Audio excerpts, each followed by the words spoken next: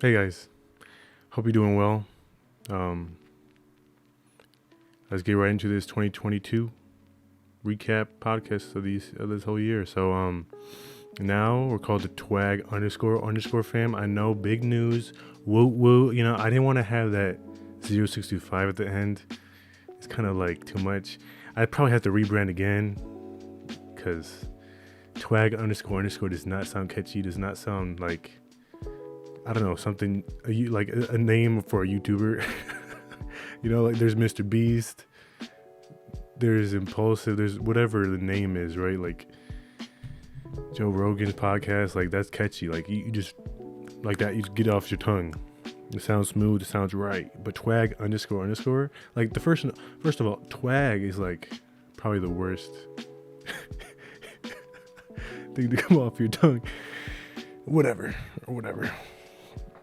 But let's get right into the podcast, man. What we're talking about. So obviously, since it's a recap of the 2022 year I had, so that's what we're talking about. What happened overall this year. I got some points, so that's the first point. The second one, it's not that serious, okay, but I just wanted to say like any potential drama stuff, whatever. I don't know if I'm even gonna touch this, cause anyways. Number 3, what I learned this year. Number 2, like potential drama. That's something that I'll probably touch on naturally as I talk about what happened this year. So it's gonna happen naturally. Number 3, what I learned about this year. That's a big one. That's more serious, I guess. Number 4, my regrets. I mean, who doesn't have regrets? You know what I'm saying? Number 5, my plans for the year overall for 2023. My resolutions, my goals ahead of time, you know. Let's get right into it. So I wanted to start off by talking about this. So just why I do this recap for the year ends. One of the things that I feel people forget sometimes is that I feel is very important in our lives is just to reflect in general. So like I feel like it should be done in any space, of course, where there's not a lot of things going on. You make the time to actually think about it, you know. It's something, another reason why, this is probably the main reason why I even started podcasting in general, is like, you talk about things in a therapeutic sense, you know. It's something where you're looking back in time and you're really clearing your head in a way through this mic to you as the viewer. So not only to share my perspective, right, but also to also potentially be a beacon of help to you as the viewer, to realize something about yourself or become inspired, or to just do something with what I say in a positive effect that someone else is, other than myself, is really helpful, I feel like, in general. So I just want to give my perspective on life in general too. So that's why I like podcasting, since like everyone has their own opinion on things. There's always the better opinion. There's always this and that, whatever. It's all subjective. What's quote unquote better, I guess. But yeah, I just want to share my perspective on life, I guess. That's why I love doing videos in general, whether they're serious or not. Like a quick story, like a serious storyline, a serious story, or just a quick little YouTube video. They all have the impact that could be remembered far, far away. In the future, years to come, because one video could change a person's life potentially. Something could change, hopefully in a positive effect, whether it be a small or big thing, but hopefully it changed your life in some way because of watching the video. So that's why I care about videos in general. That's why I try to get into this space of video editing, videography in general. And yeah, that's why I'm making this video for you guys today. I think that's the most beautiful thing too. Like, changing someone's life is crazy. It's the most beautiful thing about videos, movies, storytelling in general. Like, it's just the story or what's being portrayed, or like the message behind anything, like books too. Like, it all has a meaning behind it. I feel like it's very valuable overall. But yeah, reflecting overall is a thing that helps me focus on the peaceful side of me in a way to actually look back at the shit that happened and the good that happened in the past year and what it has brought me to where I am today. So that's why I wanted to start out talking about that, why I even do this reflection upon my year, because it's like, it's just valuable to do it for anyone and anyone. It's like mental health check, you know. Yeah. Next thing I want to talk about, the thing that affected me the most. If you know, you know. Most people probably know if you're viewing this. The injury about my ACL injury back in March. The surgery, February is when I actually got injured. I mean, I don't even have to like plan out what I want to say. I already talked about it before in the video before this. Talking about the process for my ACL meniscus injury that happened on my left knee during triple jump event in track and field. It's just overall it's just hard. I mean, there's no need to sugarcoat it, you know what I'm saying? Like, it's a lot of mental struggles up here for sure. Even one of the things I left out on the video I made before about this, I was talking about what hurt me the most, what bothered me the most about the injury. A lot of other things, like simply making a video about it, like even making that process video was behind the scenes. Like, it's this editing it on Premiere Pro. I was trying to do it back in July to work on it more and more, but I just couldn't. It was emotionally, like, all the emotions came back at me when I was struggling after the surgery. All the emotions that flooded my heart after the surgery, it hit me in the heart again when I was trying to video it. I was just trying to edit it, you know, looking back at the pictures, me crutching around, me looking down in general. Like, it's just not me. And I remember all the emotions I had during physical therapy, right after the surgery, like all the pain. Like, it's a flashback. It's like, it's not traumatic, it's not that bad, but you still feel some type of way about it. Basically, that's what I'm trying to say. You feel some type of way about it. It's like a touchy subject in a way, you know. So yeah, because overall, I realized the uphill battle I had, the pain. That's the biggest pain I had right after the surgery, was like realizing the uphill battle I'm up against to put even a pound on the ground, making me feel so vulnerable, weak. And the hardest pill to swallow was knowing how long this process was going to be for me and the amount of patience I would need to like get through this all. I was just like, fuck me at this point.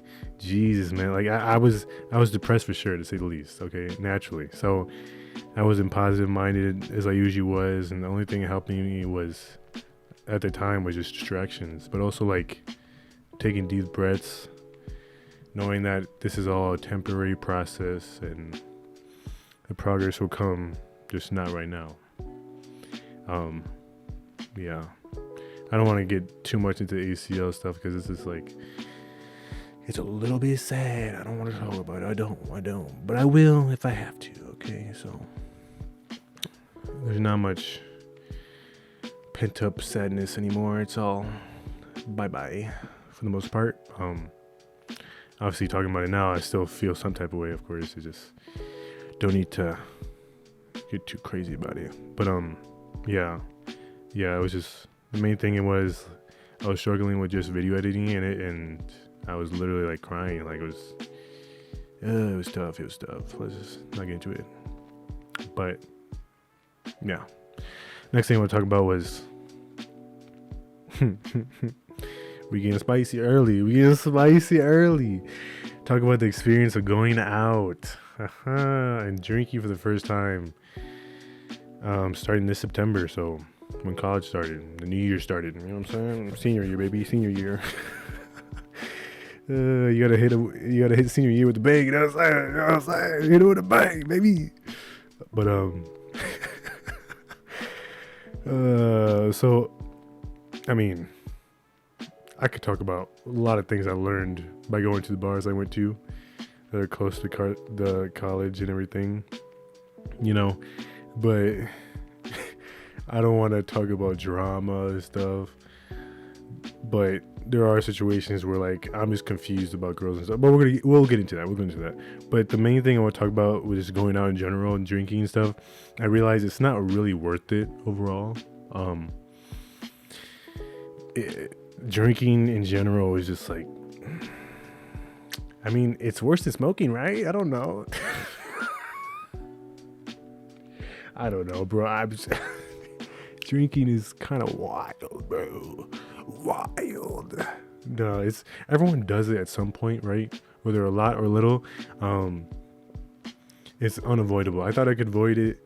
You technically can, but you won't be as lit.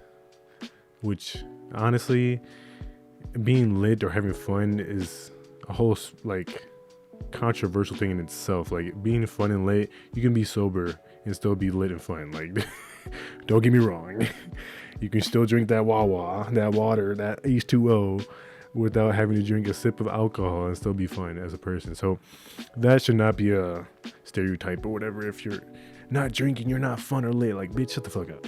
Shut the fuck up. What? Nah, stop it. That logic just does not make any sense. But what I want to talk about with that is just I learned that alcohol is a weapon. You know, it can really fuck up your insides, right? Naturally, you know the body parts, right? The spleen, the arteries. What's it called? Wait, not arteries. The things that go through your but also like it fucks up my stomach. I'm not gonna lie. Like I've been trying to test out different alcohols and stuff, trying to do everything. Gotta get a little this, get a little that. You know what I'm saying? I realized the girl drinks, the girl like drink. Pink Whitney, Malibu, the soft stuff. That's the most flavorful stuff. What a coincidence, right? So flavorful. Oh my god. No, it's really good though. Like, what the fuck? Why do guys think that drinking beer is the way of life? Like, hell no. It tastes like piss. Like, it's just trash. Don't make any sense. But I mean, it is cheap sometimes too. But I don't know. Like White Claw, like, bro.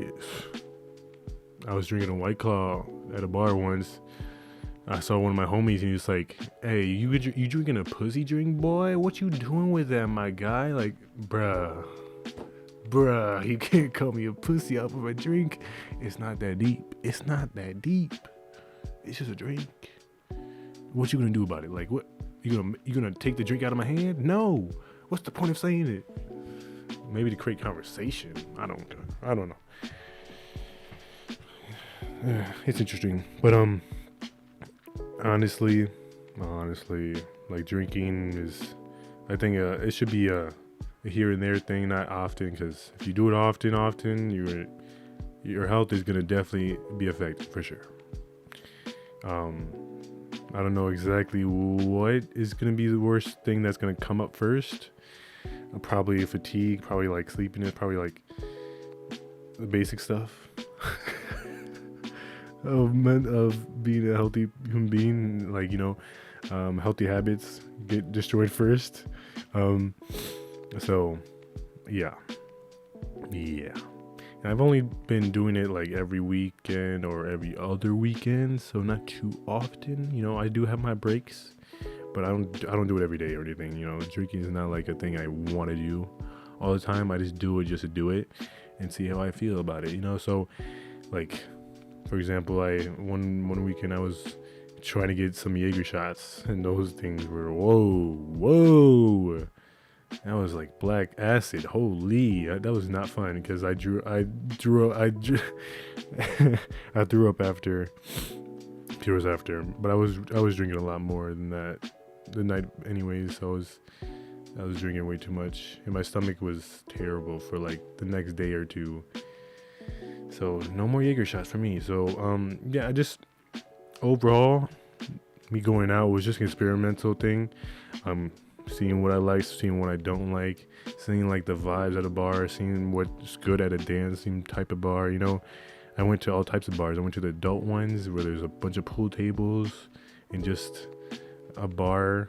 And then there's also like the dance bars where they have a bar and then they have a little dance floor. They also have a little one pool table, you know, and some gambling machines and stuff. But yeah, and I bet you get scammed like hella at those gambling machines. Can we talk about that?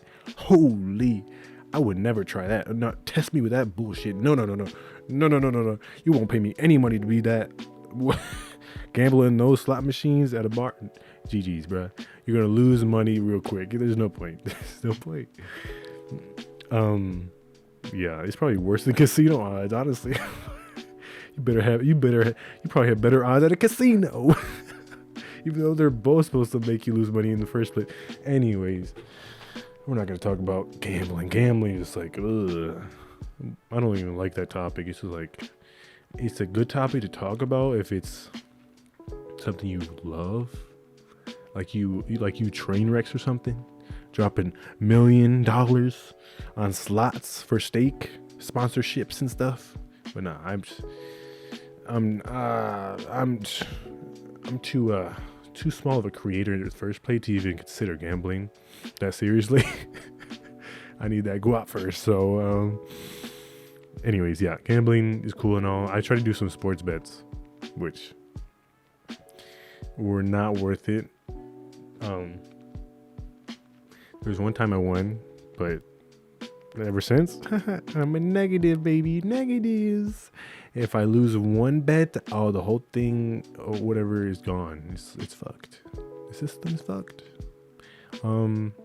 Anyways, that's that with drinking in general, gambling, and I don't know how I got into that, but yeah, drinking in general is cool and all.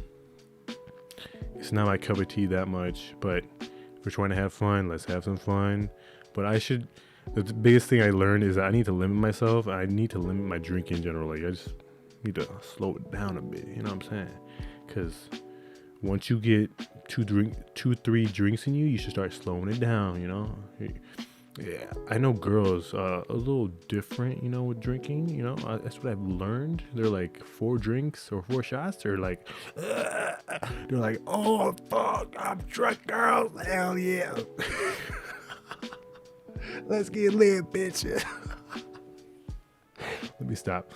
I'm not trying to be too sexist here. Okay, it's all fun and games. Okay, don't take it too seriously. But honestly though, drinking is pretty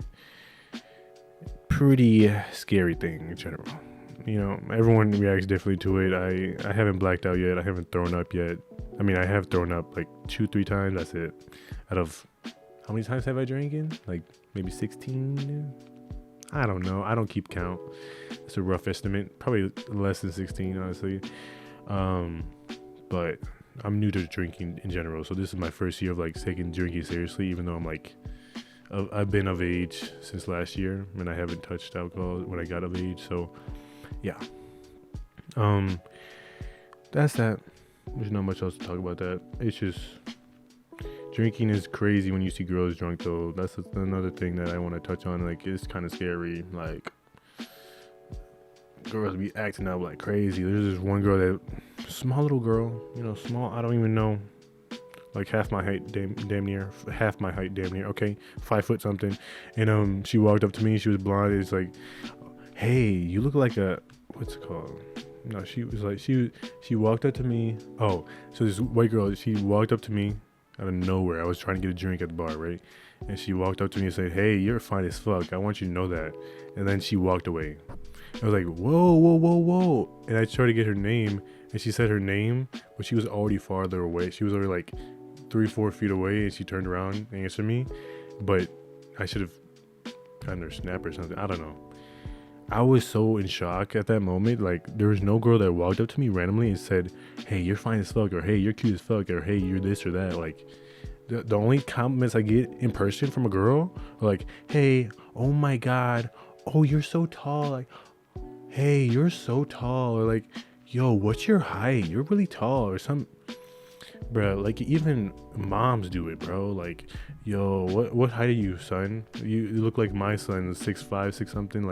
Like everyone talks about my height first, you know. Like it's just like, bruh. I, it is what it is. I gotta live with it. But yeah, being tall is cool and all. I guess it has its assets. I get more attention. But do I want that attention is the real question, you know. Like I don't know if I do. I really don't know if I do. That's what I've learned also in the bar, going out more. Like another thing I wanted to going out more in general is just because like going out is fun. First of all, I mean, hello. Second off, I like dancing. Hello, you can do that too. And third of all, you can socialize and make some homies, you know, along the way. Maybe, you know, talk to some caliente mamis, you know what I'm saying? Okay, don't say caliente chicas, okay? Not mamis. But yeah, the whole point of me going out is just having fun and socializing more. And I just want to practice like in-person talking more, because I'm like a homebody most of the time, which is pretty boring. And I always like dancing growing up, like in high school, homecomings, you know what I'm saying? I got that moves like Jagger. Yeah, I got that move. Ooh, you know what I'm saying? I got it like that. Yeah, sometimes. Maybe it's not always the best dance moves at the moment, but I can make my own thing. I keep it flowing, you know what I'm saying? Yeah, I keep with the rhythm sometimes, and it look good, even though it's like very improv-y, you know. I improvise dance, you know. It's very, I don't do some dad dancing, you know. I don't do those sprinklers. No, fuck that. No. I don't want to embarrass myself too. Or if there's no space to dance, then I just, you know, uns.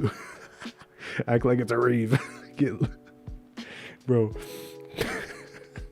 there's sometimes I'm at the dance bars, I'm just like, I'm there with my hands fisting up and no one else is doing it. But I'm like, fuck yeah, I'm the vibe, baby. Come catch this vibe, y'all. Come catch this vibe. That's my mentality when I'm trying to like dance. Like I don't, yeah, I just try to have fun. If the girls are there, you know what I'm saying? But we don't try to push that agenda. No need to do that, because at the end of the day, every girl's just trying to have fun. Right? It's like every guy, they're just trying to have fun. And my type of fun is dance, have fun, dance, talk, drink a little bit, and experience the whole thing, you know? I don't want to get myself too in trouble in general by doing some dumb like thing other than alcohol. You know, there's so many other things you could do that could be bad when you go out. So yeah, I try to avoid those options. Or I never even approach them, honestly. I just say no if someone offers me to do this or like that or whatever, you know. But yeah, that 420 blazing, catch me with that bullshit, you know what I'm saying? No. But I'll eventually try it. I mean, I think, yeah, that's it with drinking. There's not much else to really talk about drinking. I mean, it's cool seeing friends there when I see them, because everyone's still local and everything. Since I grew up here near my college and everything, so seeing old friends was always nice too. Shout out to everyone that I met and the homies from college, you know what I'm saying? Anyways, yeah, that's all about drinking topic, I guess. The next topic. Okay, it's a little cheesy. We're not getting serious yet, but one of the things I learned about myself this year is that I'm a decently good looking guy. Like, for real. Like, I didn't know this. No, like, dead ass. I'm really, I think it's just, I'm hard on myself naturally. And since I'm tall, I don't know. Being tall, I felt like it had never been an additive to me. Like, something that puts me ahead of other guys. I never knew it was like that serious until I went out too. Like, that's one of the things I realized when I started going out in general and drinking at bars. Even the adult bars, bro, there was a few girls like saying hi to me, like I was like, what? Yo, chill. Whoa, you're a mom. Well, you could be a mom someday soon. Anyways, yeah, there's some little stories with that, but there's not much to say about that. It's just there was one girl that she wanted to get a shot with me. She was the wife, I think, of a guy, and the guy was sitting there at the table right next to the bar, and the guy he looked so boring. Oh my god. I was like, there's no way that's your boyfriend right now. But he was just like sitting there like on his phone I think he was looking at his phone. I don't know what he was doing, but he was a vibe kill. I was like, whoa, that's your boyfriend? And she was looking at him when we got the shots already, and she would hand it to everybody, and she handed it to him, and she was like, hey, you better take this drink, boy. We're getting lit. And like he was so, oh my god, vibe kill. Oh my god, I can't explain it without like showing you in person. Obviously, it's just know that I was like, wow. Anyways, that's my little story. But my height. Okay, we're talking about my height. Yeah. So yeah, I think my height is a thing that it definitely puts me above some guys, I guess. I don't take it that seriously, just because logically speaking, for me as a guy, I know that a personality is the thing I think any girl would look forward to more. Some girls more look into height. I'm like, whoa, chill out. Whoa, height, is that more to you? You care about height more than personality? That must be a joke, right? Like, what?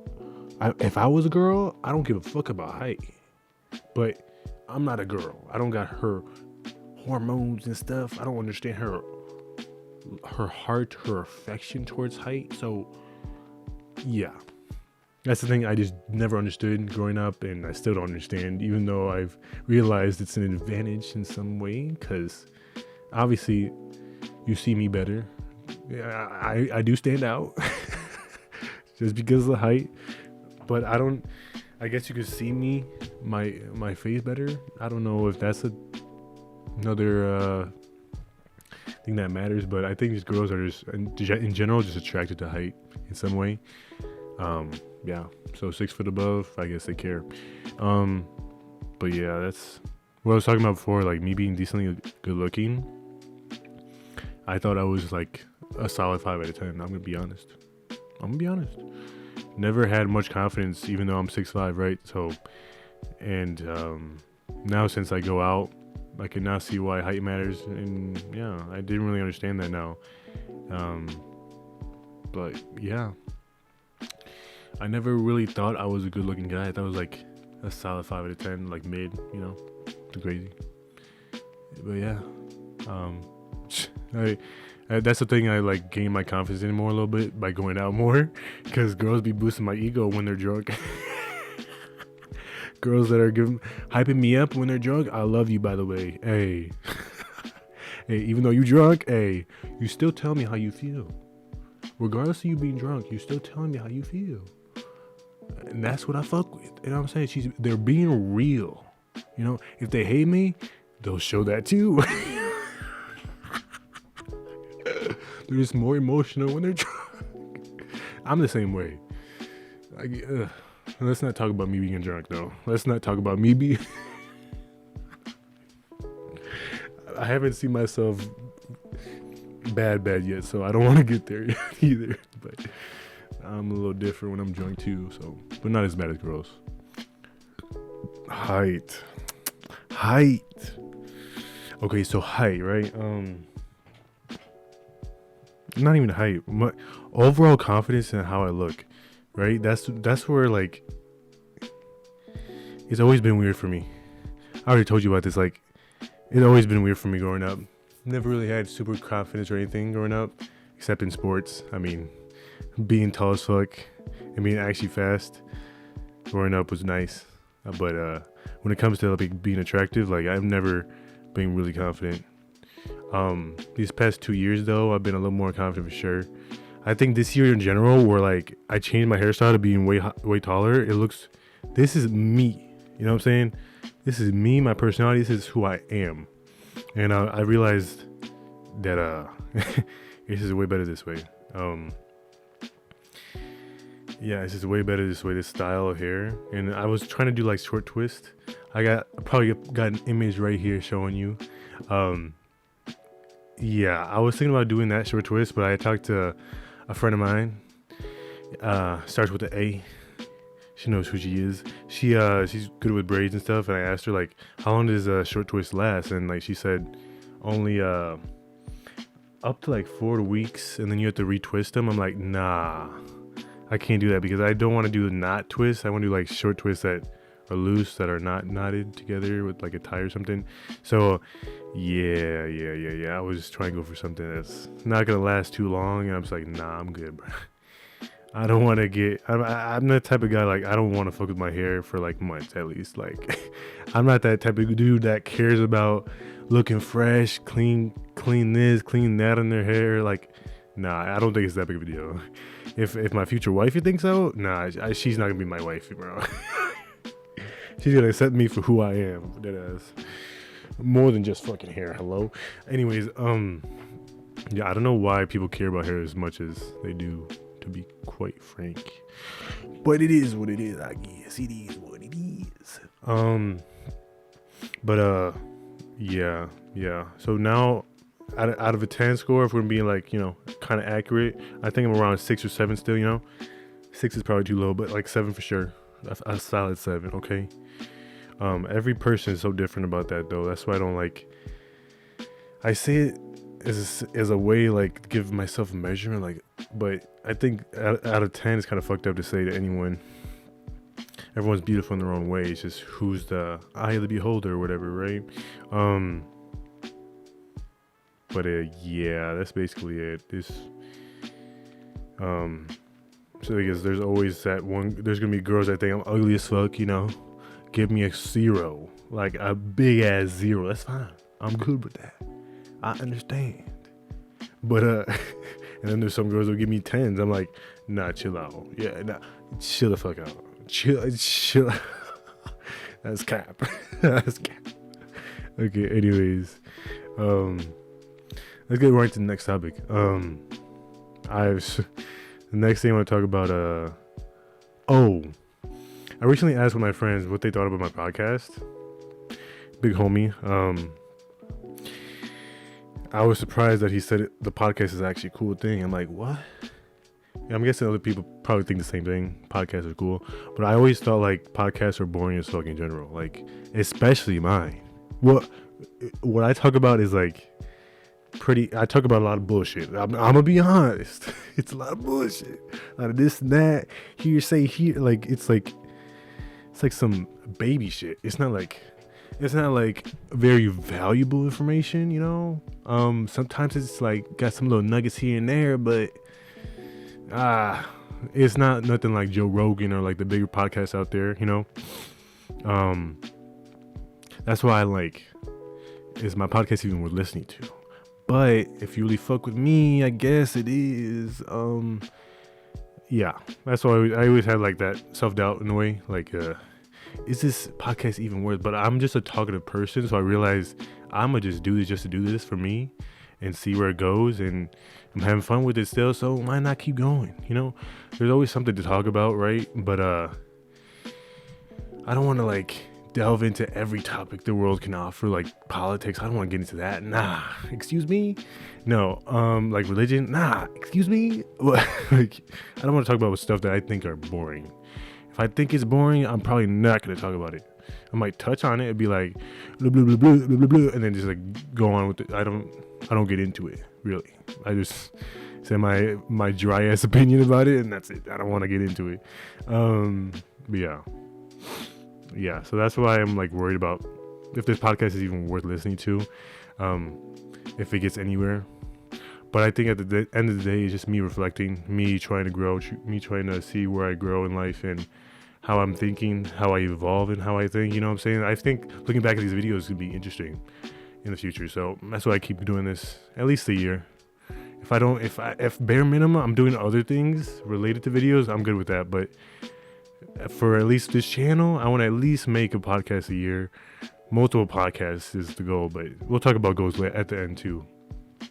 But yeah, I just don't think my podcast is everybody's cup of tea, especially when I got no guests. Like, where's my guest at? Hold on, where they at? What? Hello. You know, like,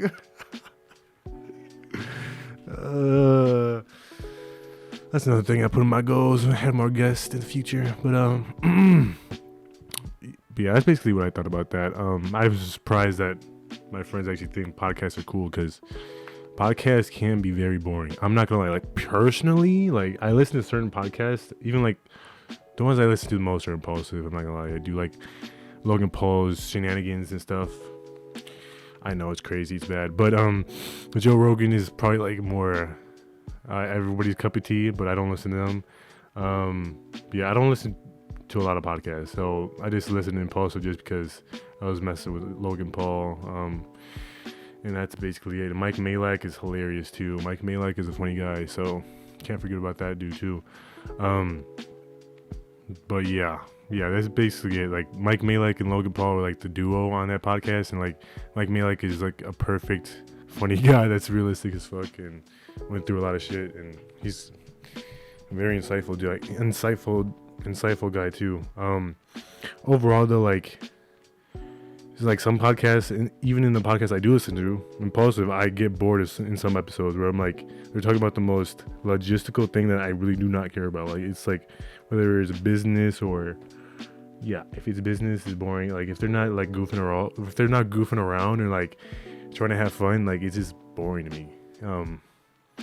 Even sometimes, like, some of their goofing off and trying to be funny is like not funny. It's like kind of weird and awkward sometimes, in my opinion, but not every joke's gonna hit too, so I need to understand that as well. I just need to have patience. But my point is like, not every episode on a podcast is gonna be the best thing you listen to. That's what I'm trying to say. So that's why I like worry about, is this even worth me taking the time to make? Because you might not like the topics I choose in this one particular podcast, right? Me talking about my recap 2022. Does anyone actually care? You know what I'm saying? Like, yeah. Because obviously I could talk about like crazy shit, you know? Like, one of my upcoming topics is kind of one I wanted to push the envelope on, but we're not gonna. We'll get to there when we get there. But yeah. If my topics are even worth listening to is my main worry, doubt, whatever, when I make these podcasts. Because at the end of the day, if you want to listen to these topics, you got to make sure like the person talking about it is actually someone that you want to listen to about that said topic, right? So yeah. And this podcast is pretty random. I'm not gonna lie, but you know, everybody's cup of tea is a little different. So hopefully you still fuck with it. Okay. Next topic. The bigger one that's a little more serious. Talk about what you learned from working for the first time ever. Okay, so 2022, one of the biggest things that I've probably crushed in goals wise, I guess, is working in general. That's one thing I never really got my toes wet into all of my life entirely, but that's for certain reasons that don't need to be said, but if you know, you know.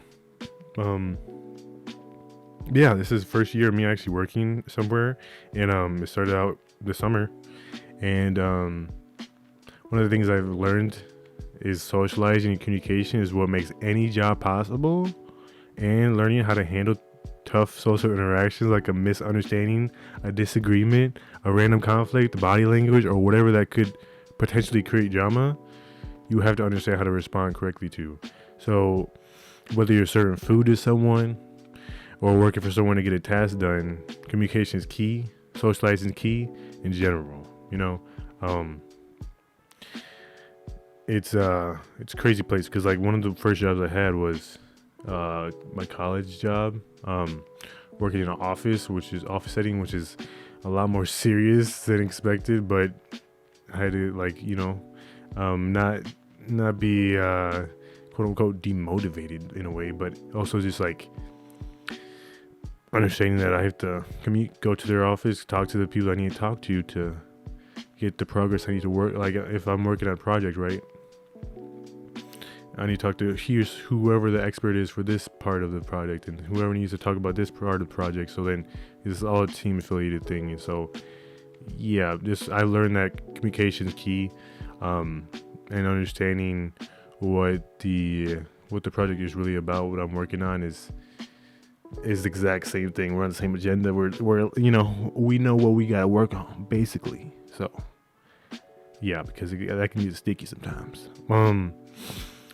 Another thing I learned was, so if you're working right in any business level or any job in general, your experience there won't always be great that you expected at first, right? So like if you applied for a job, your dream job, right, whether that be like a future video editor or model or content creator or whatever, or work at Pizza Hut. Hey, you want to work at Pizza Hut? That's your dream job. Hey, do your thing. But every person's experience when they get that actual job is so different. They might love it at first, you might not love it at first, and that's like a learning curve you gotta learn. That's the one thing I learned quickly within jobs in general. It's like how much you actually love the job, what you have to put up with too. Sometimes certain coworkers suck to work with, and you just gotta have a learning curve to be okay with it. Take a nice deep breath if they really getting hostile. You know what I'm saying? Like you gotta have those strategies on your hand, off the top of the dome. Get those strategies in place so you get your foot in the right door, so other opportunities can come along the way.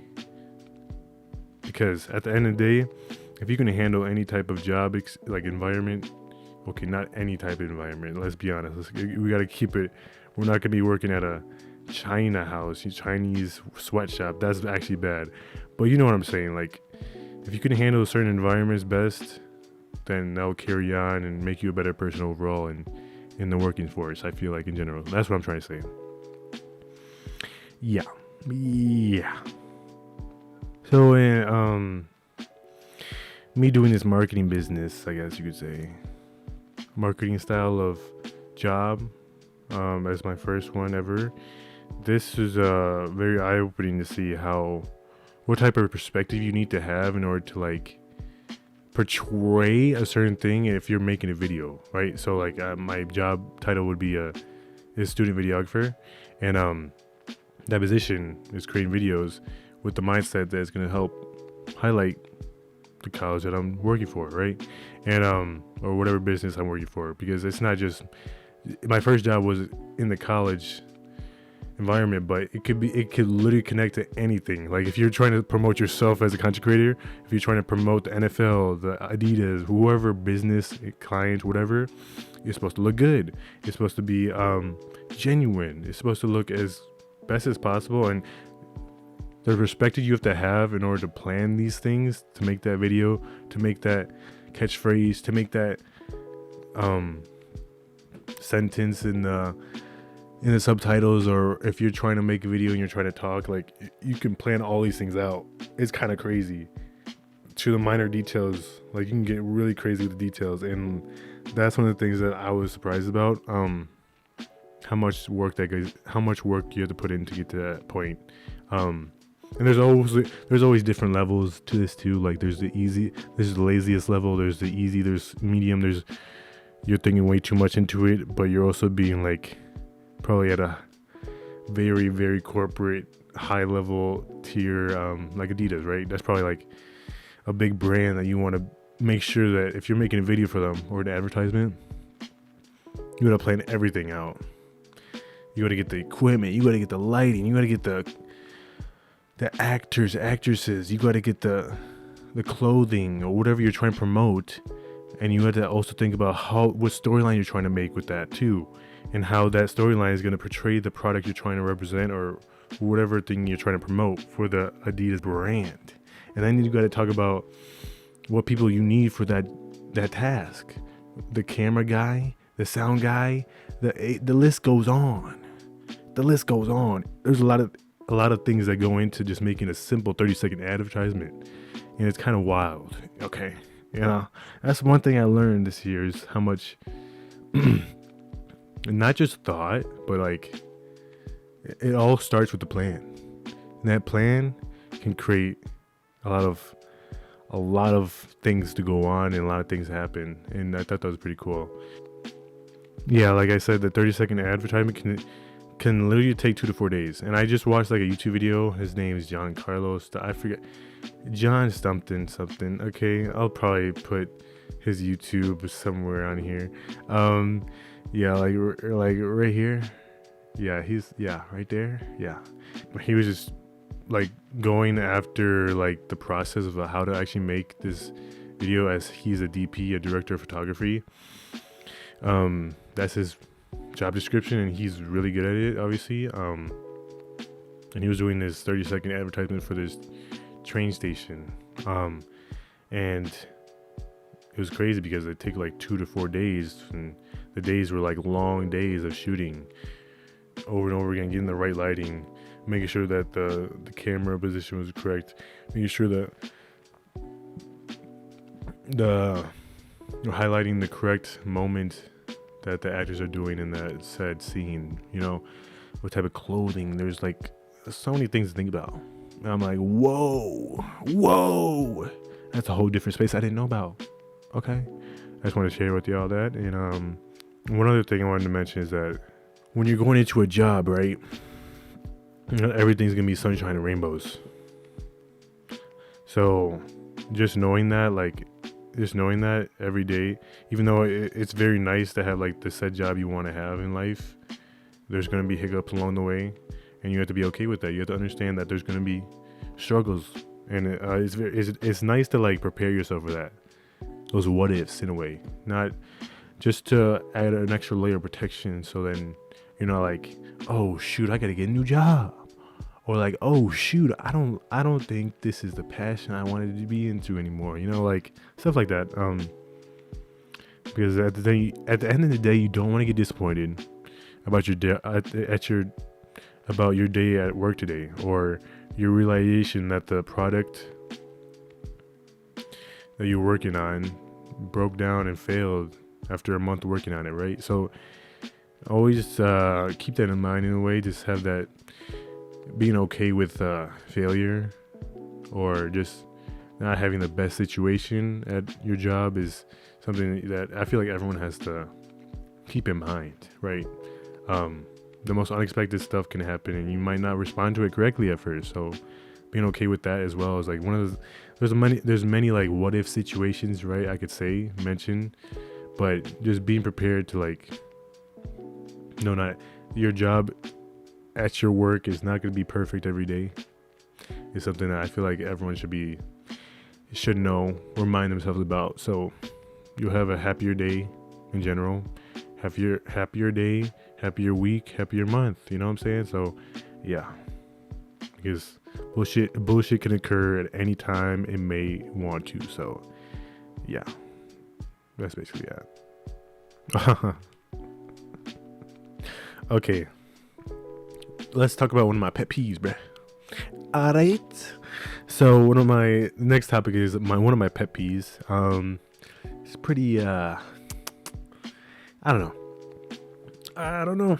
It's kind of ironic that I'm saying I know, because I'm talking about I don't know in the topic. Okay, so when people say I don't know all the time as a genuine response, like especially from a Tinder match, after I ask a simple question, I'm like, bruh. No, I'm joking. It's not that. I'm saying the Tinder match example because it's happened a few times, but it's not that often.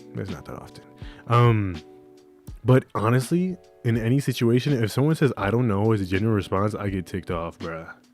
I'm like, in my mind, I'm like, ain't no way you just said that straight to my face, thinking that it's okay. Because saying I don't know is the laziest thing you'd ever do to yourself. For anyone. Like, hello, like there's so many other ways. It just shows that you don't give a fuck about the conversation a little bit, and that you make it seem like you're a little dumb too. Like there's so many situations like when you're talking to a stranger or classmate or whoever, but instead you could Be like, I'm not sure, or I don't know, but yeah, yada yada, whatever the reason may be, right? With it, just saying I don't know is like, bruh. It's like, bruh. I hate you. What do you say? I don't know. Imagine saying I don't know that many times in life. Like, it's just a bad look intellectually, first of all. Anyways, like, get the fuck out of here with that shit. I'm not gonna lie. Get the fuck out of here with that shit. But yeah, that's one of my pet peeves. Saying I don't know as a genuine response. I mean, obviously it makes sense in certain situations where saying I don't know is the correct thing to say, or the normal thing to say. So the example would be like in class, right? When the teacher points you out and be like, what is this question? What's the answer to this math question? Or what's the answer to this history question? And you're like, I don't know. That's normal. But when you're talking to a friend, asking a question like, how's your day been? I don't know. Like, what do you mean I don't know? It's just when people say I don't know in weird, when you shouldn't have that response, it just ticks me off. That's all. You shouldn't have the response. It's just weird. If it wasn't, that's why it bothers me so much. This is weird. Even though I'm a weird person naturally, it's just I get weirded out by someone saying I don't know. Anyways, let's not get down to that anymore. You get the point. So since we talked about Tinder, let's get into that. That's the next topic. So the other thing about Tinder is that I realized I don't need to have a go-to pickup line or something crazy planned, because that's just not me, baby. That's just not me. So if it was me, I would have that cheesy shit coming off the top of the dome, not using the same old stuff. Because like I hate using the same old stuff for people that are it's just weird. Just you be reusing the same thing for a cheesy pickup line to like introduce yourself in a way, especially on Tinder, where it's like all like doesn't seem very genuine sometimes on Tinder. Let's be honest. But yeah, I just hate you reusing the same thing. So I just don't like having pickup lines that I'm gonna just reuse anyways. Like I'd rather just come up with something unique on the spot that relates to that said person. Come on now. I like to be unique like that, you know what I'm saying? I try to be a little clever, but I just don't got it like that, so I don't even do that. So, yeah.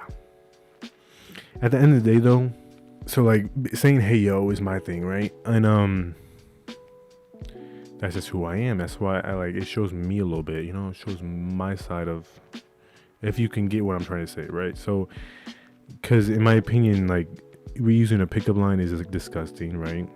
And saying "Hey yo," like doing something that's you, is something where your personality will shine first, than using something that's not genuinely yours.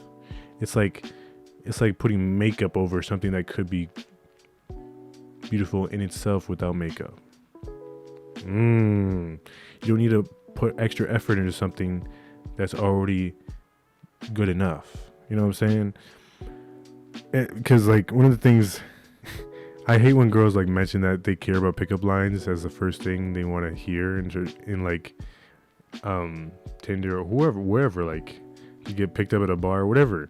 Because like at the end of the day, if someone says hey to you, it should mean something. Like I think it's a compliment. If you say hey to me, it's like you want to interact with me, you want to get to know me or start a conversation. So I think it's a compliment just to even say hey in the first place, because you don't always have that someone that could say hey to you, you know, to begin that conversation. But if the other person doesn't respond, especially on online formats, they won't respond. It's kind of weird. I don't like that too, but it's their loss, because I know my worth and I don't need to fit in this stupid bubble that each convo starter has to be some dumbass pickup line or joke, even though you don't even know me like that. I could be funny as fuck to you, but you won't know if you don't respond. Hello? But hey, to each their own, you know what I'm saying? But that's my opinion on pickup lines and using cheesy shit all the time. Like a joke doesn't always have to be used in every situation or every convo starter. Like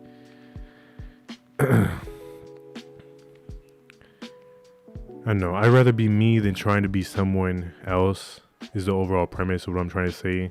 And Tinder and like girls that want to hear pickup lines and stuff, it's just like, or it's just weird. Like they're trying to force something that can't always be there for them, right? That's all. I mean, it's nice to like say that you like that stuff, I guess, but expecting that every time is kind of messed up. Because every person's so different that you can't expect everything, you know. You gotta get what you get, and hopefully you find something better about them later on. You know, it's called, relationships and stuff. Get to learn it and stuff. Yeah. About pickup lines and stuff like that, being myself, like that's basically it. Let's go to the next topic. Jeez, I got actually a lot of lists. Oh my god, I'm still got 3 pages left. Oh my god, yes, stop. Okay, another serious one. Another thing I realized was that not every person is comfortable with the same shit that I am. Like, period. Like, hello. That's one thing I realized this year. I mean, I didn't realize it at first, but I knew this already. Obviously, like not everyone likes the same things I do, right? But like talking to more and more girls and guys in general, honestly, made me realize like how much more unique we are as individuals, and to be able to like manage what buttons to push in someone's comfortability, and even like the simplest of things, like a joke, could be scary with the next person you talk to. Like it's just. It's wild how conscious you have to be when you talk to someone nowadays. Like in 2022, like you have to be conscientious about like what you say, because one thing could trigger someone, one thing could trigger someone's comfortability and make them uncomfortable, and they might feel like shit or get mad or feel like some type of way about one little thing you said. And obviously there's a lot of different situations where it could go haywire real quick by saying one thing, like very like slur words, racist things, of course. There's even political verbiage too. That's kind of wild, like a lot of things could trigger anyone. But what I'm trying to say here is that yes, everyone's comfortability about literally any topic is very unique, but as well as I just wish we all had the same levels of comfortability about these topics, like in life, because like if everyone had the same level of comfortability about these topics in life, because if that was the case, that same level of comfortability through all human beings, just imagining that, the amount of like understanding we'll gain from that is crazy. Like all the barriers of conversations that we usually have to tackle in even a day-to-day basis in conversations in general could be completely destroyed completely by the fact knowing that each other's comfortabilities are at the same level. And then if all our comfortabilities are at the same level, all the interactions we have, all the communication styles are going to be similar, to the point where there wouldn't be any problems, conflicts that would occur. And obviously that's a big what if, like.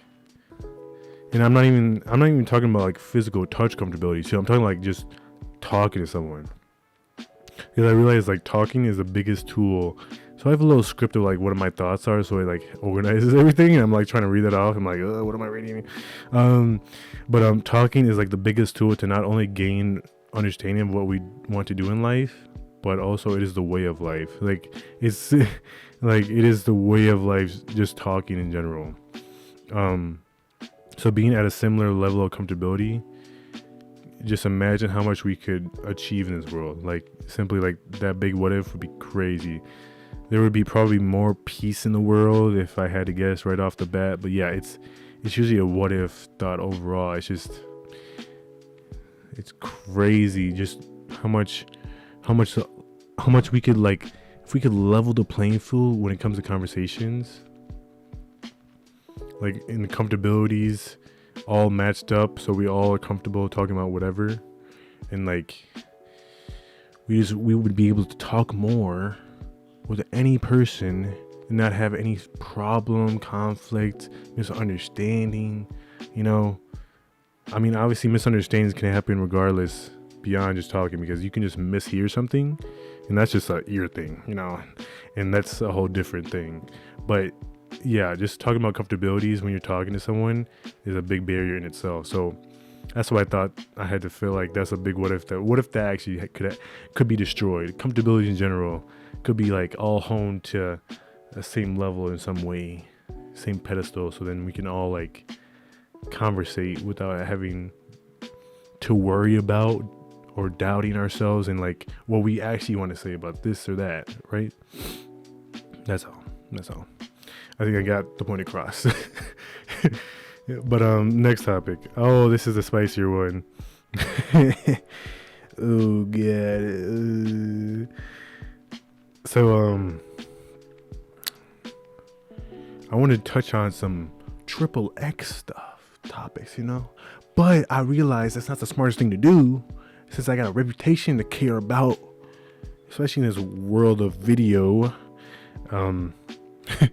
The internet is it's a crazy world, so anything I say or do can be taken out of context, manipulated to say this or that, whatever, and look bad on me, which is so, I don't know. And my portfolio does not need to be destroyed right now. It's brand new, this portfolio, you know what I'm saying? I'm still, I just started it, okay? So I don't want to destroy it super quickly by saying some triple X content stuff. But what I will say is, I will say that there's this thing there's Pornhub, right? There's not the website, okay? I'm talking about the YouTube channel. I just learned that Pornhub is an actual YouTube channel.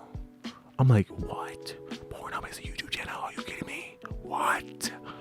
I just learned about that because I was watching Los Polos TV. By the way, I'm a big Twitch viewer. I love my boy Los Polos TV. Shout out to him.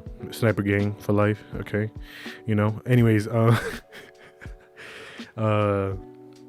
he was reacting with his dad, watching the most recent Pornhub video about the top terms that are searched on Pornhub. I'm like, oh, that's a spicy little list, because number one was hentai. I was like, whoa, hentai, whoa, I disagree heavily, but we won't get there. We won't. No. If you want to get those interesting responses about that list, you gotta talk to me in person. That's all I say. That's all I gotta say. I'm not gonna talk about it in podcasts because I got a reputation to hold. You know what I'm saying? Okay. Next topic. Oh, another thing I feel like I messed up on. I recently posted on my Snap story. I go crazy on the Snap story, by the way. Do we need to talk about that? No, we don't need to talk about my Snapchat story. Yeah, I do post a lot, I guess. Here and there, whatever. But I posted my Twitch recap in hours, and I have 7.9k hours watched on Twitch. No, don't. It's a lot. It says days watched at 337. I don't know if that's accurate, because I saw there was other people that had more hours than me, and it was over 365 days watched, which is over a year, which doesn't make sense if it's a recap of 2022. I don't know how they calculated days watched. But yeah, I'm a big Twitch eater. Okay, so no shame into that. It's just, it's my cup of tea. I don't listen to music that much. I listen to podcasts here and there, but I'm a YouTuber and Twitch person. Mainly Twitch because I just love watching the same streamers every day. It's fun. So yeah, like Zuma.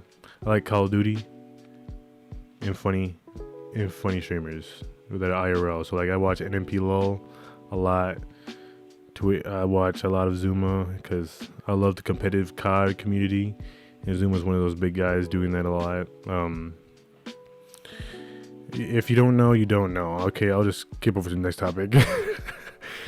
You gotta research it. But I'll put the recap list right here somewhere so you can see. Oh, right here. I don't know. Maybe both sides. But yeah. Hopefully it makes sense. But if you know, you know. And yeah. When I'm hanging out with people in general, my mentality is when you're hanging out with a person, you strive to have the best time with someone when you're intentionally with them, right? And life is short as is, so you might as well enjoy every minute you have with the people you want to be around, especially a date, a friend, etc., right? Some people's intentions when hanging out with anyone is weird sometimes. I'm not gonna lie, especially at a bar, right? You know, it gets kind of wild at the bar. But what I'm saying is that like people's intentions are weird sometimes, and I just wanted to mention that because like, bro, shouldn't it always just to have fun as the main intention? But obviously, I don't know. It's very biased to my own beliefs or whatever, my own belief on just having fun. But obviously, everyone wants to have fun, and everyone's terms of having fun is different too, which is scary because there are some crazy people out there that will have fun in one of the most uncomfortable way possible compared to the other person that might think it's not fun, right? So as long as you're being what's it called, ethical, moral, whatever, within those guidelines, you know, being smart but not too dumb and not too criminal too, because you can have fun and be criminal, like you can catch a case or whatever it is, you know what I'm saying? You know what I'm saying? But I don't know if this point makes sense, but overall it's like everyone's intention should just to have fun and not be anything else, period. But also to like have fun but being smart and safe about it is what I'm trying to say. There are dumbasses, like I said, there are dumbass ways to have fun, and you can be criminal or do some stupid shit that could fuck up your health or your reputation or your criminal record, whatever. And what I think is the biggest guideline for me is I feel like everyone should know, obviously, is just to have fun but being smart and safe about it, you know? And I feel like people just miss that mark, okay? You know, they just miss that mark. Yeah.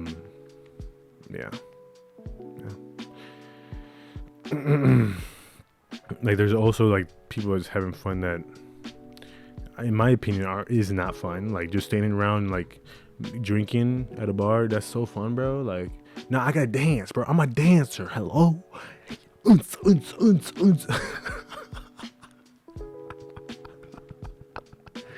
Okay, let me get to the next topic. Okay, one of the things. Snapchat. Here's a Snapchat topic. Okay. Everybody has their own opinion about my Snapchat stories. If you know, you know. You gotta add me on Snapchat though.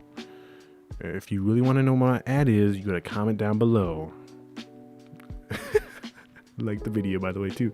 But some days, because of how much. Okay, so I post a lot some days, and sometimes I'm not, and sometimes some days I post a lot on my Snapchat stories. Some days I don't post much at all or nothing. You know. And sometimes those stories could be weird or whatever, good, bad, or just straight up useless. But whatever it is, just know people always give a fuck. Yeah. I've learned through doing me on Snapchat. Like I do whatever I want on Snapchat stories. I mean, it shows. If you've seen it, you know. And I post a lot, because I got something to post about too. So that's my opinion on Snapchat. It's useless to care about it too. Like if you really think about it, since it's just Snapchat, like if you're a person that really like care about criticizing someone's Snapchat story, like what type of life do you have? You know, like it's just weird. Because at the end of the day, choosing to click on the app Snapchat is optional, and even to click on my story out of all the friends you have on your friends list on Snapchat, and to check my story out too, instead of viewing anyone else's story and viewing mine alone, is like optional too. And at the end of the day, man, everyone has their own opinion of everything. Everyone gives a fuck about some things that shouldn't be given a fuck about. And And it's just weird. But it is what it is. You can't ever stop haters or people that have their own.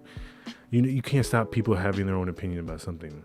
So I guess Snapchat is just one of those things that it is what it is. I mean, at the end of the day, it's not that deep for me personally. I've learned to like not care. I still post, baby. I still post. I'm just telling you how it is. It needs to be said, and that's all. I feel like that's like, even though it was about Snapchat, right? Like, it's other things in life that could be very applied to in life in general. Like, caring about certain things that you should care about is something that you should also like know what you shouldn't care about too. In life in general, because people care about certain things that should not be cared about. That's all. So it was much more than just Snapchat stories being talked about in that topic. That's why I felt like I had to say something about that. Yeah. Next one. For this next topic, I gotta sip my water for this one. Holy, a lot could be said about this. So I realized this year that I will never understand queens. Okay, put that, queens. All right, it's that simple. I will never understand them. But I realized I am one of those people that struggle socially sometimes, I guess you could say. If it's not very explicit, if you're not being genuinely honest with me, if you're throwing sarcasm in there or some joke that I don't understand or read correctly, I will not understand you. I'm super gullible, and that doesn't help either. If you don't tell me how it is straight up, I get lost in some way. It's just that simple. Like, my social awareness when it comes to understanding women especially can be great, but also be very obviously shit. Sometimes it bothers me because mentally, just because I try my best to understand everyone, especially women, right? But I realize I just can't. And so I just try to keep asking questions, but if that same person doesn't want to answer that set of questions, especially girls don't, like, when I ask questions, some girls just don't respond back, bro. It's like, especially if it's like it may seem like a dumb question, but it's also like a question that's smart for me just because I need clarification. I just make sure that I'm understanding what she's trying to say, right? But sometimes they don't answer and they're just being petty, whatever the reason may be, and that's fine. I just gotta move on, you know what I'm saying? But yeah, I just can't change women's mentalities and things like that, especially when it's like the simplest conversation sometimes too. But hey, it is what it is, man. You can't change anyone unless you're like super close with them or something. This is tough when you barely know someone and you're trying to conversate and you get misunderstanding, especially when it's a girl. Like, for me, I just always struggle. I'm just gonna be honest. I always struggle. It's a hoop I don't want to get through. You know what I'm saying? I want to get around the hoop and say bye, because the amount of times I misunderstand people, especially women, is like fuck. But it is what it is. You do you, boo boo. You know what I'm saying? You do you. You know, you do you. At the end of the day, you do you. I do me. Yeah, you feel me? One of the things I learned is how dramatic girls can be too. Like, women in general, like they're dramatic in some ways. Okay, about the simplest of things, but that's a whole fucking wormhole you don't want to dive into either. So I'm not gonna get into that. But I do love girls with perspective on topics, though. No. What I'm trying to say is, like, I would love a girl's perspective on this when it comes from me or guys in general trying to understand women. Like, I don't know. It's kind of crazy, like, because it's a tough topic to even like summarize too. right? So like understanding anyone, like say like I'm a girl, right? And I'm saying like I can't understand guys. Like it's the same thing. Like they don't know how to like completely answer that without being somewhat wrong. You know, you can't be objectively correct on everything you talk about when you're trying to understand a certain other sex or whatever, because like you're not that same sex. You know, like when you like when you're trying to like when a guy's trying to help out a girl and be like, I think this is why he thinks this is why, like, you don't, the guy is not 100% unless he knows that said person that well or said guy. Like if you're talking about like same sex, trying to understand someone's same sex, like male to male or female to female, it's tough because every person is so unique, and like someone one little way of thinking could be completely different with one person of the same sex compared to the other person of the same sex, right? So like that's why there's girls that even mention how other girls are crazy, and that you just don't understand girls because they're just crazy. You don't understand if they're actually like, you don't understand them because, so like if a girl's trying to give out tips to another girl, a guy, about what this girl's trying to say to him, right? One of the actual reasons could be like, she's crazy, bro. Girls are crazy sometimes, so she doesn't. I don't know what to actually say about this topic, but something like that, right? So it gets sticky. This type of topic in general. To summarize it, but yeah, like what I was saying is that understanding anyone's perspective on life is hard in general. That's basically me summarizing what I'm trying to say. It's like girl, guy, girl to girl, guy to guy. Like everyone's perspective is so different that it's hard to understand everybody and anybody. Like, but there's always like some sort of like guidelines you can go off of, some type of similarities. But there's always some like left turn, right turn. There's always like, it's never like a perfect match, a perfect puzzle piece connect. You know, there might be a little hiccup in the connection. You know, yeah. That's what I'm basically trying to say. Like I even struggle to understand my own mother. Like, come on now. Like imagine any other queen out there. Like, okay, let's move on. Oh, the next topic's spicy too. About Tinder again. So I love how when you match up with someone, you try to initiate conversation, right? But when the other person doesn't respond, it's like, bro, what's the point of me matching up with you? Why'd you even match up with me in the first place? You know what I'm saying? You might as well delete the app at that point. Like you wasted my time because I want it. Because I'm gonna respond back. You know what I'm saying? Like if you respond to me, I'll respond back. What's the point of matching up with me if you're not gonna respond in the first place, right? Okay, that's my spiel about Tinder. Next thing. I realize you gotta have goals every year. So this is a more serious topic. I realize you gotta have goals every year. Before or after a year may start, just for the fact that at an adult age, or any age at all, like when you're getting older, you're not tied to anything financially or whatever your situation may be. Like you can actually do what the fuck you want when you get older. And that's the thing that's kind of scary. You can do whatever you want. So your goals gotta actually exist. Okay. I don't know why I'm laughing about this, but like having some sort of direction written down, or at least a thought about it in a deep manner, will easily remind yourself to keep your eyes ahead for the future that you want for the next year, next 5 years, whatever it may be. Having some sort of direction, I feel, is key for all our lives, and making sure that some sort of progress is being made, little or not, as something, or not at all. Something is better than nothing at the end of the day. So, yeah.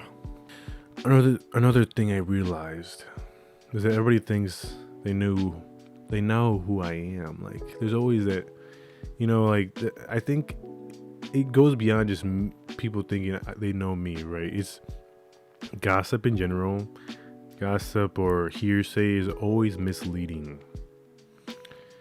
And that's why I mentioned, like, another thing I've learned is that everybody thinks they know who I am. Like, not everybody knows who you are. Period. Even your best friends struggle to know who you are sometimes. Like, only people that would actually know me are like people that talk to me on a consistent basis, like your best friends, right? And actually hearing me out on anything and everything.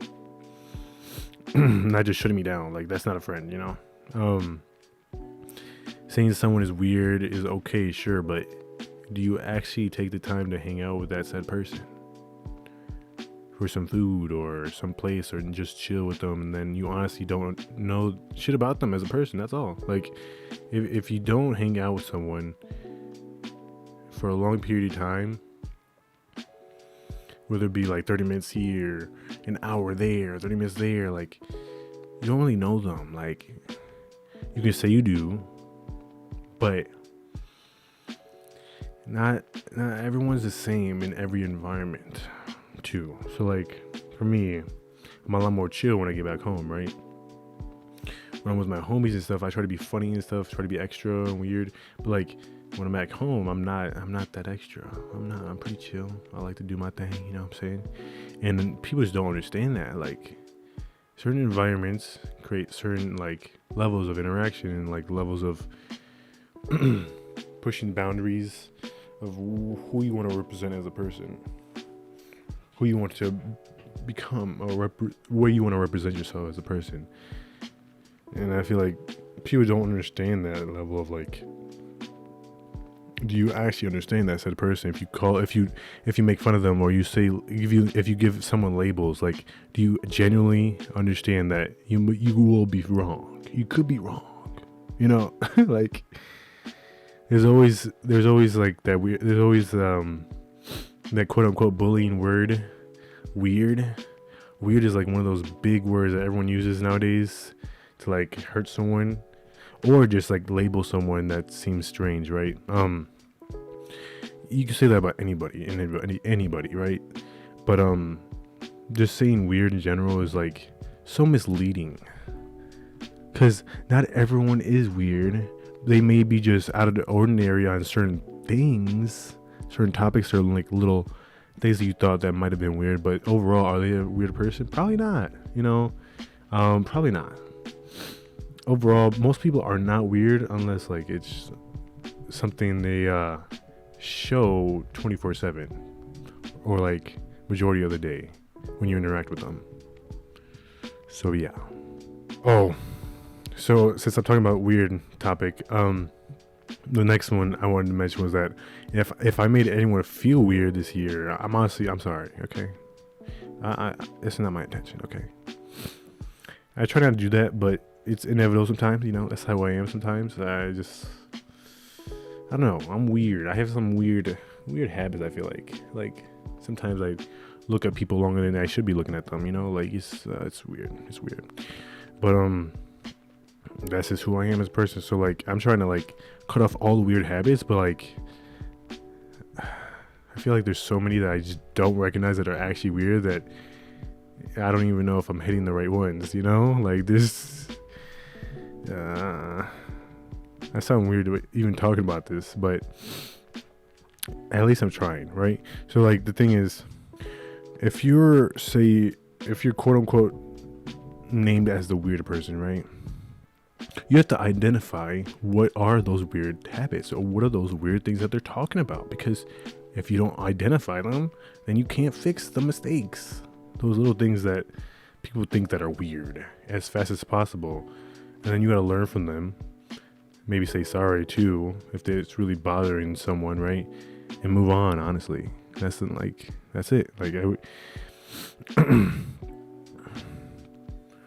I wish I wish I could prevent all those weird things I might say or come up with, etc. But yeah, that's just not the case. I can't prevent everything. You know, it's like asking someone not to be dumb, you know? People don't understand, like, if you think someone's weird, like, that's perfectly okay, but you have to understand that's probably who they are too. Like, that's why I hate the label as weird. Like, this is so misleading. Like I said earlier, like, I just hate labels that just are very open ended and like up in the air and like what they actually mean, you know? Because the simplest words can mean so many things to every person. So yeah. Yeah, like I said, it can be misinterpreted for something I wasn't intending to. Like, say I do a certain action that could be quote unquote weird, right? But that wasn't my intention. It was just misinterpreted, and then like, oh, it creates drama between me and that said person. Like, at the end of the day, I just don't want to embarrass myself, but anymore that I already have in the past. But just learning to move on and trying not to get into the past too much and becoming a better person overall from the past is the goal here. So that's why I want to talk about this too. Is like, at the end of the day, if you're labeled like this or that, like at the end of the day, you're just being you, right? Maybe you can learn from what they're trying to say, even if it's a critique that's kind of fucked up to say in the first place. Yeah, I think that's an interesting perspective I have on that. Like, is labels in general are so open-ended that like they can mean many things. Because one person could think this about the word weird, and the other person could think weird could be this, and that too. Like, and it's all subjective. It's not like a clear cut answer. Like, this is the boundary. This is the boundary. This is the boundary. No, there's no boundaries, bro. Unless you actually mention what boundaries there are. You feel me? And everybody else, like, my boundaries are different than your boundaries. And you know, like what I'm saying, like it gets complicated. I don't like talking about it because like it gets me confused sometimes. But yeah, one of the sadder things I think I realize is that I don't realize that I am weird sometimes right away. Like, I learn about it like months later, maybe a year later. And that's another thing, like reflecting on my past and stuff, like learning from these mistakes, something that I struggle with too. Say if I did this weird action that I didn't think it was weird, I thought it was pretty nice or something, right? That was my intention, but it was misinterpreted and they didn't like it, right? It could be something little, big, or just out of the blue. It all depends on the context too, like. But overall, it's just a struggle bus when you're trying to like handle with labels like that in general, because they're tough to like stay within the boundaries of not being labeled by this or that, right? You want to stay in the boundaries, stay in social norms, you know what I'm saying? You want to be okay, you know, but those boundaries just don't exist all the time. Sometimes they're obvious. Sometimes you have to learn about these boundaries too. Like, sometimes when you grow up in life, you don't learn about these boundaries at all. Like me, like I feel like I miss out a lot in some ways socially, because some boundaries I just don't understand. I've learned over time to learn about these boundaries, you know, or just being respectful in general is like the best way to like not get over those boundaries too. But I don't know, being respectful isn't always the best option too, when you have to like be you and speak your mind about things. So because like sometimes being you is the best option too, but it just gets complicated, bro. I don't want to keep talking about it. It just gets complicated because like being yourself is great, right?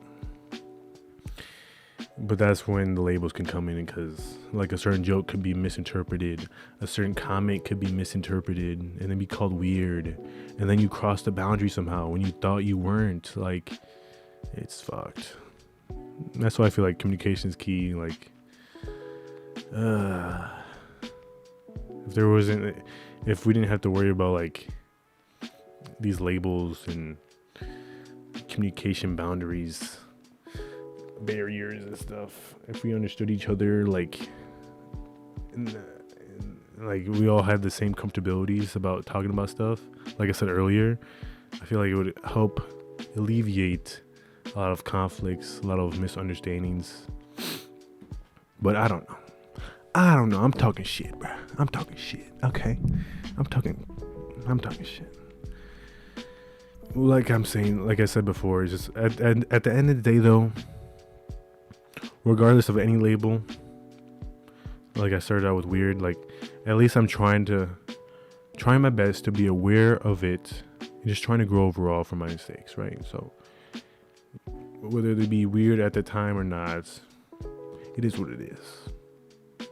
And people just don't understand it sometimes, you know? It is what it is. Next topic. One of the things I thought growing up, learned about myself, is grinding and being your best self. There should be always breaks for anyone and for any reason, right? Like breaks for like your certain job title, or breaks to like studying for this or that, right? I realize that grinding for your certain goals in life is always going to be there with whatever profession you choose. I thought maybe you could run away from that in the beginning of my life, like some way you could like get to a point in life where you don't have to like work for anything.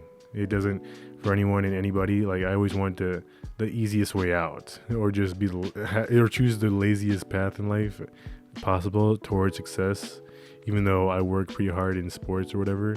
Like I feel like I could do more in general. But what I'm trying to say is I've always wanted to like aspire to find the easiest way out in life, and towards gaining success, which is unheard of, and it's not gonna happen, because at the end of the day you have to grind for what you want in life. You have to grind. It's an endless grind.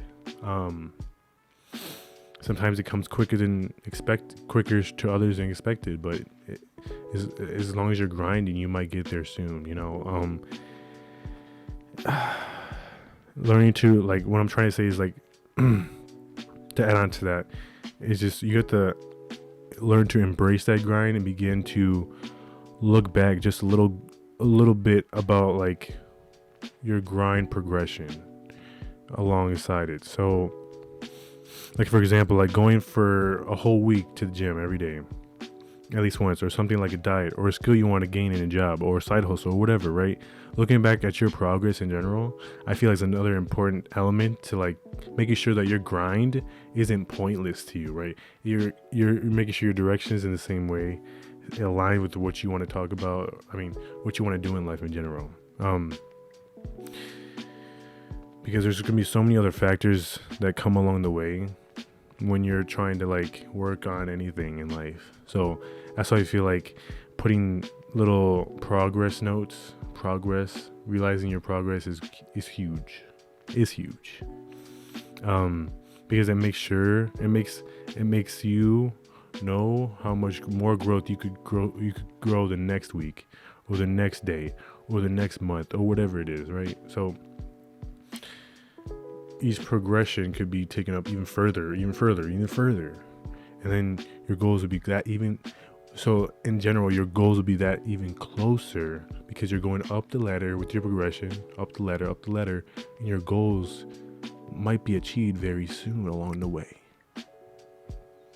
That's why I feel like learning about not just grinding for what you want to do in life is obviously the biggest thing, but also making sure that you have progress notes to see how much growth you've actually made within your grind, in whatever you're trying to achieve in life, whether it be a certain goal in the job or whatever, right? Or learn this, learn that, do this and do that. Like, as long as there's some progress being measured along the way, I feel like it's helpful in engaging your mind and keeping you focused on what you want to work on in life.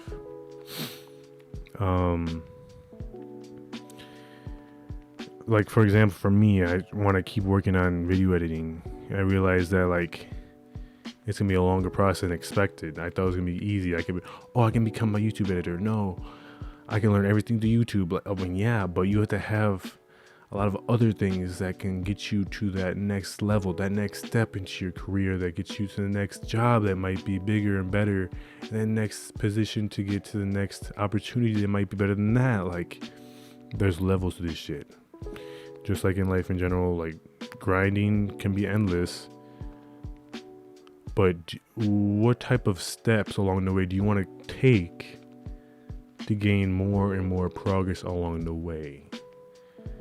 And I feel like measuring your progress is one of those steps that have to be there, so you know how much progress you are making, first of all, and how much more you could make if you did this little change, or did this more, did this, that. It's like another, like, kind of like an analytical measurement of like how much more you could get out of working at the same amount of hours, right? The same thing. Measuring your input to output, so your output becomes bigger and bigger over time. You get what I'm saying? And then in turn, hopefully that success will go up as well. And it should. And then your goals will become closer and closer along the way. That's all. Next topic. One of the most things I pass. Another serious one. One of the things I've passed the most about. What? Oh.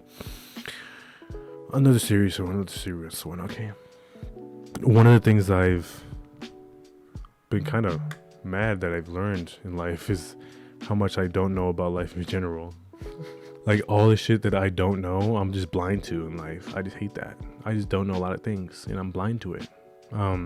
Whether it be social cues, social norms, social this or that. Like, if I could understand everyone socially in a normal way, for every person's standard, I would be the people's person to every single person I talk to. But that's just not the case. Like, it sucks because I try to understand everybody socializing wise, but also in life in general. Like, you just don't know what's the best step to take along the progress that you might have within your grind of doing this or that in life. If you don't know about something, that you're blindsided when you learn about it, when you realize, oh shoot, that's really smart, I should have done that in the first place, stuff like that, right? So it's tough when you confront those realizations, but as long as you're trying, though, that's what matters. At the end of the day, as long as you're trying to understand the situation you have at hand, whether it be socializing with someone, whether it be trying to get to the next step in your job, trying to learn that next thing so you can become a better content creator or whatever. It's an endless cycle of struggling to scratch a dent of progress sometimes, but it must be scratched continuously and continuously so progress can be made. This is an uphill battle, man. Now we're getting to the regrets. Finally, we're at the regrets. We're getting towards the end, people. Okay. Do I have any regrets this year? I mean, yeah, of course. Just because, like, I wish I could handle situations better sometimes, especially socially. Like, I wish I could talk to everybody the way that they want me to talk to them, you know? But that's a perfect world. That's a utopia at that point. Let me stop. But I only care because I want to make everyone happy that I'm next to them, happy that I'm interacting with them. That's why I think I care so much about socializing in general, like talking to someone. Like, I want to make sure that they're enjoying their life as much as I want to enjoy mine, you know? It's like that golden rule, like, treat others the way you want to be treated, like making sure that everyone's as happy as it could be around me. That's my type of golden rule I feel like I created around mentally. It's kind of a weird one. It's kind of, I don't know if it's a one that can get very hard to manage. Let's just say that. That's my goal in life in a way. That's another thing I guess I think about a lot. Making sure that anyone who's around me is, you know, hopefully enjoying my presence in a way. and I think I fuck up sometimes a lot. Where I can be like randomly awkward or something like that, or just act a way that I shouldn't have acted. I should have just be up. I should have just been energetic to Ed, like. But sometimes sometimes I don't get enough sleep, and I'm like, I don't want to do that right now. I want to chill. I don't want to be energetic. I don't want to be energetic right now. Like, it's just tough. Like being. Sometimes I just want to be that person everyone thinks about. I'm like, oh, hey, I like talking to you. But I struggle with that a lot because I overthink it, and then it goes downhill. I think it's overthink stuff in general. That's another problem I have, but it is what it is. It is what it is. So that's one of my biggest regrets, I guess. It's like handling the situation better overall. Especially when I try to like talk to that special person I'm trying to talk to, but it is what it is. It happens a lot. I overthink things and I fuck up stuff, and it is what it is. I do make mistakes regardless, and that is the majority of the regrets I have, to be honest. There's some mistakes I have when I'm talking to someone usually, or yeah, just talking to someone. Yeah, that's basically it with regrets. Next part is what I've learned so far is that I am a slow person. This connects to me being socializing. Holy shit, I'm just roasting myself when it comes to socializing. But I'm slow when it comes to communicating, understanding jokes, getting to know the latest drama, news, or anything. Slow to knowing memes, slow to understanding people. Sometimes, especially girls, it's sticky. And slow, like I'm a snail. Like, bro, I thought I could solve this issue, this slow understanding personality, in high school, and bitch, nothing has changed. Maybe it's just me being ignorant as fuck all the time, but I don't know. It's a whirlpool of overthinking stuff and like not sure about certain things, and I'm just like, then you gotta, on top of that, try to understand someone. Like, bruh, I'm thinking too much about stuff. I just overthink. I need to go with the flow and just stick with it and just be myself. And like, if that's not enough, then I gotta be okay with that. I think that's the biggest thing I've learned, that I need to just be okay with having those fuck ups, basically. Being okay with having those fuck ups. And also just trying to fix those fuck ups in the moment would be helpful too. Like, say if I'm being weird around someone or awkward or just not being me, I gotta realize that right away and like fix it. But it's tough when you aren't actively thinking about it. So yeah. Okay, last thing is my plans for this upcoming year. So, I mean, working as a student videographer really puts perspective on time I need to make a video. So, video making in general is something that I realized this year is that I need to put more time into. And I've always need to just manage my time correctly. So the amount of time I can put into a video, I want to make more videos in general this year. Okay, so that's the biggest thing. I realized in my working as a student videographer that putting the perspective on how much time I need to make for a video I would like to make is huge. This is the biggest obstacle I have with making videos in general, is just planning them. And yeah, I just need to actively try to put more effort into planning and not just giving up like I do. Like I give, like not give up like I do. Give up a fuck ton more than I should when it comes to making genuinely clever ideas. I know I'm capable of coming up with too. So I just give up way too much when I know there's something there. You know, that one idea could become something special to me. Hopefully, it is to you too.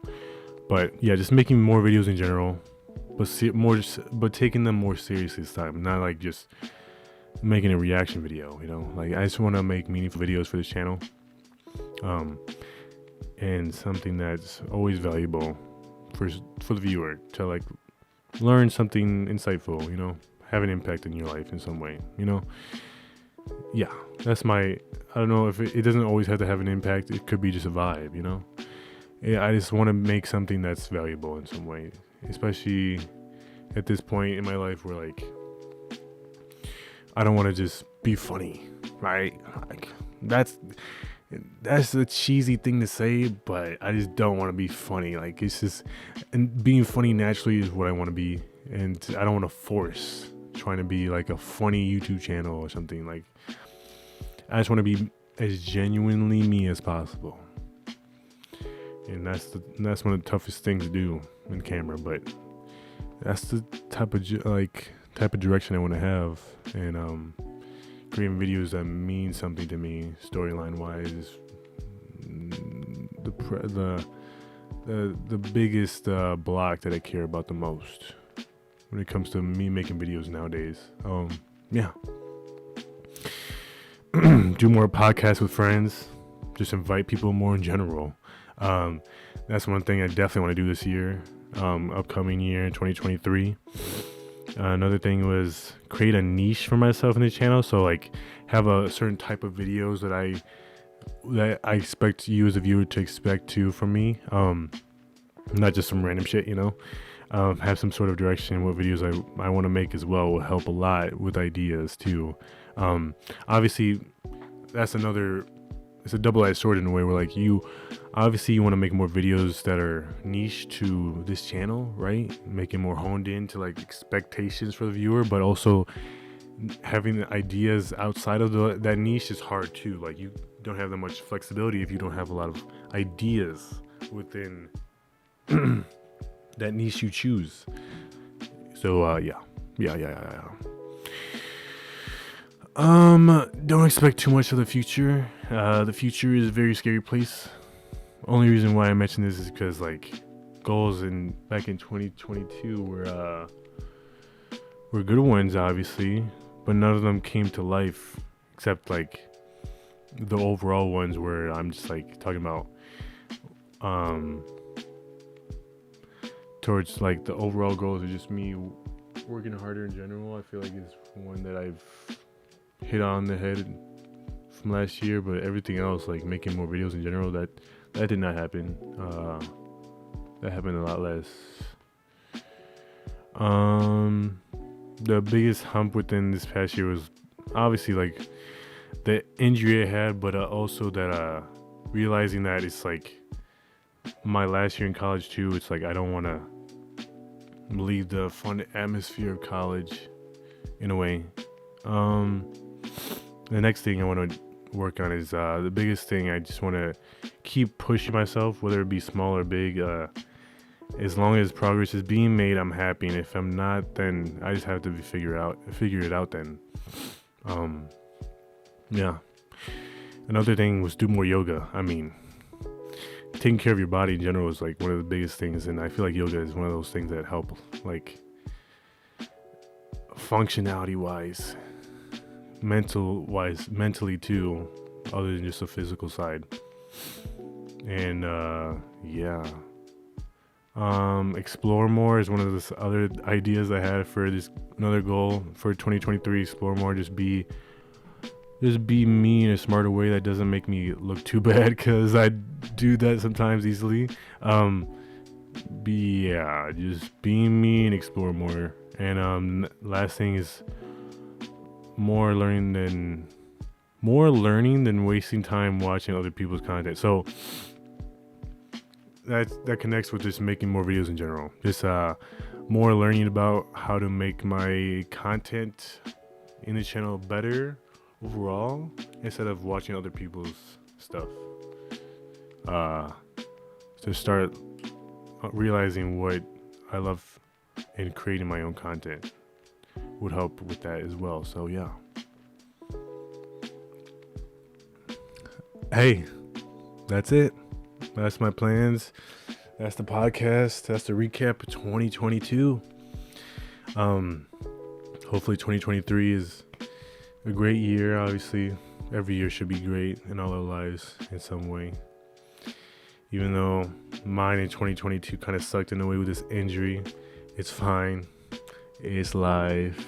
So you can't be too mad about it. It is what it is. It's like just gotta handle it and move on, and get back to where I want to be in life. So yeah, this year was pretty good overall. Over the overall thoughts, I mean, even though that injury sucked, my overall thoughts is like this: it is what it is. And I've had other things that kept me distracted and kept me focused on what I really cared about. And that's what another thing I really cared about learning about this year is that I've learned more about what I care about and what I don't. And I feel like that's huge for anyone. That's basically it. Yeah, that's it, y'all. Hopefully y'all enjoyed. Hopefully there's more guests along the way with these podcasts, more fun topics to be talked about. I have to plan those things out for sure. But that's it. Hopefully your ending of this year was great as well.